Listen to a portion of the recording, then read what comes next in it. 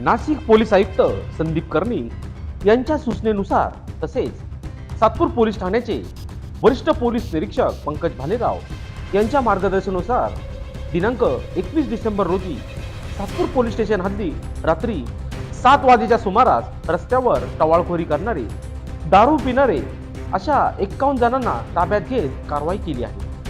सदरील कारवाई सातपूर पोलीस ठाण्याचे वरिष्ठ पोलीस निरीक्षक पंकज भालेराव यांच्या मार्गदर्शनाखाली PSI बाळासाहेब वाघ, दीपक खरपडे, विलास गीते, सागर गुंजाळ, भूषण शेजवळ, मंगेश गायकवाड, मोहन भोये, सचिन अजिबे, गवळी, आहिरे, साळवे, बदादे, भूषण पवार, रसाळ यांच्यासह युनिट 2च्या पोलीस अधिकारी व कर्मचाऱ्यांचा देखील सहभाग होता. तसेच या कारवाईबाबत सातपूर पोलीस ठाण्याचे वरिष्ठ पोलीस निरीक्षक पंकज भालेराव यांनी लोकशास्त्राविषयी बोलताना अधिक माहिती दिली. बघूयात सविस्तर.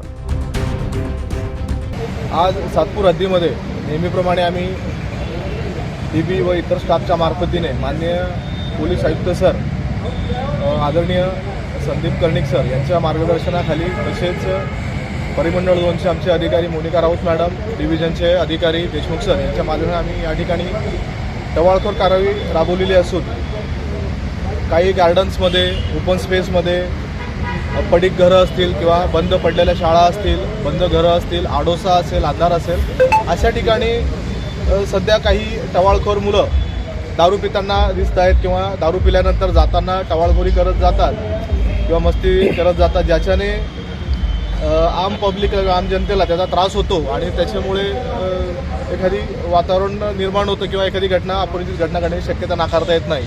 त्या बेसवर आम्ही आज मान्य वरिष्ठांच्या आदेशाप्रमाणे या ठिकाणी आज कारवाई केलेली आहे. सदर कारवाईमध्ये सातपूर पोलीस स्टेशनकडून एकूण 54 टवाळखोरांवर, तसेच युनिट 2चे आमचे अधिकारी आहेत यांच्या टीमने देखील या ठिकाणी 10 टवाळखोरांवर या ठिकाणी कारवाई केलेली आहे.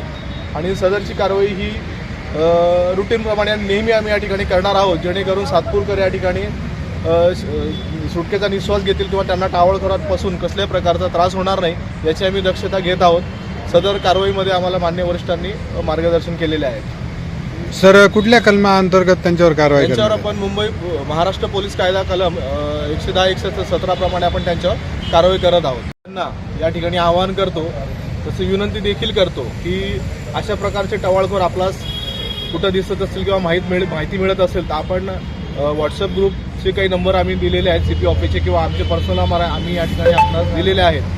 या ठिकाणी जर आपल्याला असं आढळून आलं की काही ठिकाणी आपल्याला त्रास होत आहे किंवा टवाळखोरी होत आहे, तसेच शाळा सुटताना किंवा शाळा भरताना देखील त्या ठिकाणी काही टवाळखोर जाऊन मुलींना त्रास देणं, शिक्षकांना त्रास देणं, काही भाजी मार्केटच्या कट्ट्यावर बसून त्या ठिकाणी येणाऱ्या जाणाऱ्या लोकांना त्रास देणं, बस स्टॉप किंवा रिक्षा स्टॉप असेल त्या ठिकाणी प्रवाशांना त्रास देणं, विनाकारण त्रास देत असतात. असे काही त्रास देणारे आपल्याला माहीत असतील किंवा असा एखादा स्पॉट असेल तर त्याची देखील आपण या ठिकाणी आम्हाला माहिती द्यावी अशी मी आपणास विनंती देखील करतो आणि आवाहन देखील करतो.